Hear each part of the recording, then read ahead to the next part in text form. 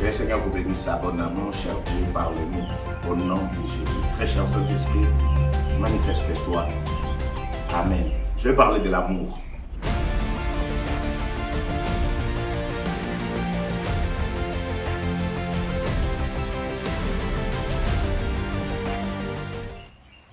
Amour de Dieu. Si nous voulons que le monde reconnaisse que nous sommes enfants de Dieu, il y a seulement une seule chose, l'amour. La Bible dit, le monde reconnaîtra que nous sommes chrétiens si nous avons de l'amour. Celui qui aime est de Dieu.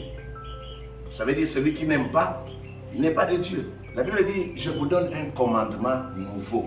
Aimez-vous les uns les autres. Je vous donne un commandement nouveau. Jean 13, verset 34. Quelqu'un qui a l'amour amène la paix. Parce que l'amour couvre toutes les fautes. L'amour couvre une multitude de péchés.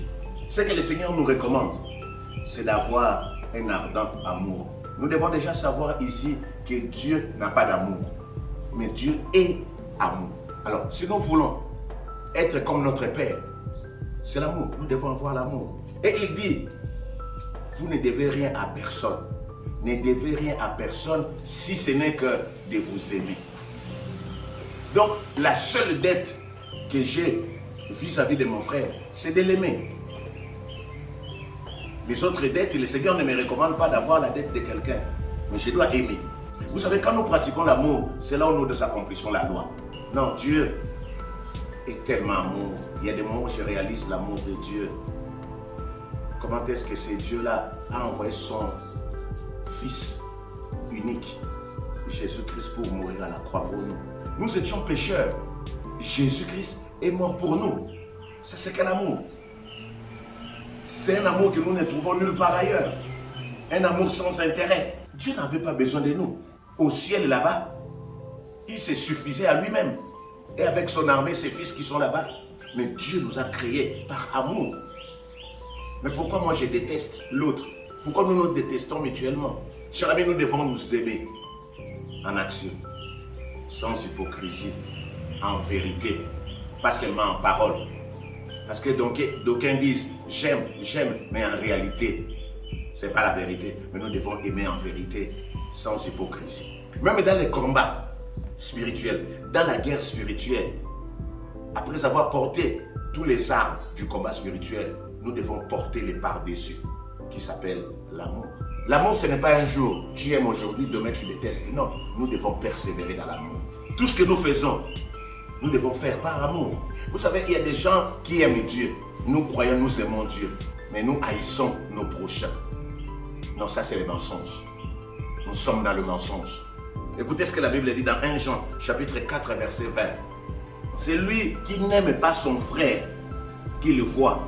Comment peut-il aimer Dieu qu'il ne voit pas? Pour être appelé chrétien, serviteur de Dieu, disciple, notre marque, c'est l'amour. Écoutez ce que Jean 13, verset 35 dit. À ceci, tous reconnaîtront que vous êtes mes disciples. C'est l'amour.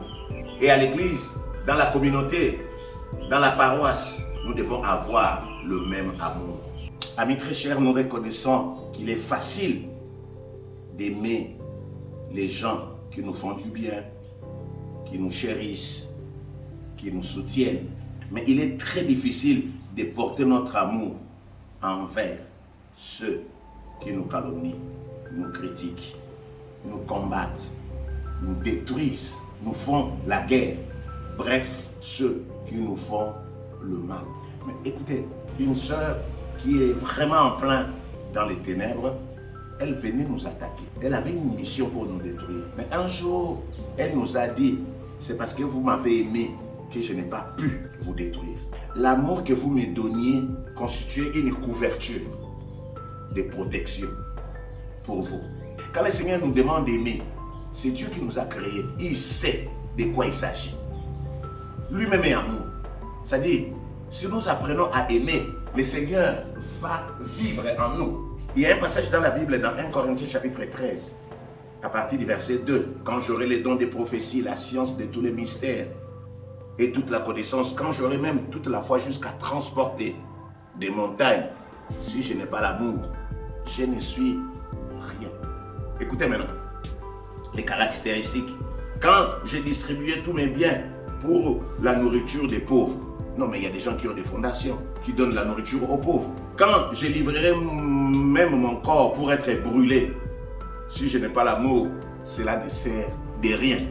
C'est-à-dire comment quelqu'un va se faire brûler sans amour. Ah oui, j'ai compris, on peut se faire brûler, se sacrifier pour attirer l'attention du monde, pour se faire voir. C'est zéro. Écoutez maintenant, les qualités de l'amour. L'amour est patient. L'amour est plein de bonté. L'amour n'est pas envieux. L'amour ne se vante point. L'amour ne s'enfle point d'orgueil. Elle ne fait rien de malhonnête. Elle ne cherche point son intérêt. C'est pas facile d'aimer sans intérêt. Nous sommes dans un monde qui est dirigé par des intérêts. Mais la Bible dit l'amour doit être sans d'intérêt. L'amour ne s'irrite point. Or, autour de nous, il y a des calomniateurs qui nous irritent. Mais ici, la Bible me dit, l'amour ne s'irrite point. L'amour ne soupçonne pas le mal. Elle ne se réjouit point de l'injustice. Souvent, quand quelqu'un te fait du mal, tu dis, ouais, c'est bien. Ça, c'est très bien, le Seigneur lui a payé. Non, l'amour ne se réjouit pas de l'injustice. Elle se réjouit de la vérité. L'amour excuse tout. L'amour croit tout. Croire tout. C'est-à-dire, tu sais que la personne qui est en face de moi est en train de me mentir. L'amour croit tout. Elle espère tout. Elle supporte tout. Supporte tout. L'amour ne périt jamais. Les prophéties prendront fin, les langues cesseront, la connaissance disparaîtra. Maintenant, au verset 13, ces trois choses demeurent, la foi, l'espérance et l'amour. Mais la plus grande de ces choses, c'est l'amour. Certes, il existe des personnes qui peuvent avoir une certaine facilité d'être patients, mais orgueilleuses, d'aimer sans intérêt, mais malhonnêtes. Cela signifie que nous pouvons avoir quelques qualités tout en ayant des défauts ou un certain nombre de défauts. Par rapport à ce passage d'1 Corinthiens 13, comment devons-nous faire pour avoir toutes ces qualités? L'amour est patient, l'amour est plein de bonté, l'amour n'est pas envieux et ne se vante pas. Comment faire? La seule possibilité qui s'offre à nous, nous devons diminuer, voire mourir, pour permettre à Jésus-Christ de vivre et de croître en nous. Bien-aimés dans le Seigneur, si Jésus-Christ a pu avoir toutes ces qualités, je ne sais pas si c'est 14, c'est que nous en sommes aussi capables. Surtout que la Bible déclare que le disciple n'est pas plus grand que son maître. Si nous avons Jésus-Christ, Galates 2, verset 20, si je vis, ce n'est plus moi qui vis, c'est Christ qui vit en moi. Si Jésus-Christ vit en moi, si Jésus-Christ vit en toi, c'est facile d'avoir toutes ces qualités, d'aimer comme Jésus. Écoutez, à la place de l'amour, à la place de charité, il suffit de remplacer Jésus-Christ pour comprendre ce que ça veut dire.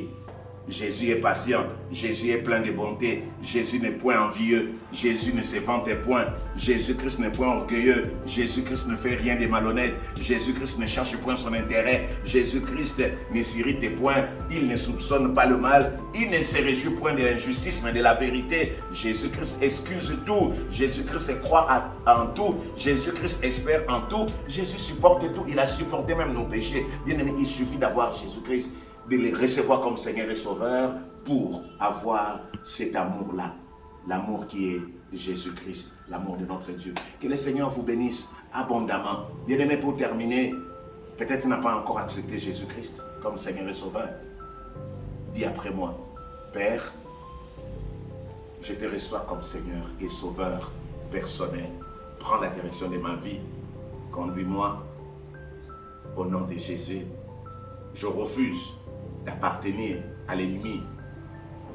Père, accueille-moi dans ton camp, dans ton royaume, au nom de Jésus. Amen. Bien-aimé, une seule prière à faire. Jésus-Christ, je veux être comme toi. Jésus est amour. Bien-aimé, le monde reconnaîtra que nous sommes chrétiens si nous avons l'amour. Dis à Dieu, cher Saint-Esprit, donne-moi l'amour. L'amour sans intérêt. L'amour qui est toi-même. Parce que la Bible dit, Dieu est amour. Il a aimé le monde, qu'il a envoyé son Fils par amour. Jésus-Christ est mort parce qu'il nous aimait. Seigneur, donne-nous l'amour. Saint-Esprit de Dieu, merci pour l'amour. Apprends-moi à aimer mon prochain. Apprends-moi d'abord à aimer Dieu, à m'aimer et à aimer mon prochain. Merci pour ta grâce. Merci pour toutes ces qualités que tu me donnes. Aujourd'hui, je prends la décision de disparaître et de laisser Christ croître en moi. Que ma chair meure, que Jésus-Christ monte au nom de Jésus. Amen. Que Dieu vous bénisse. Merci.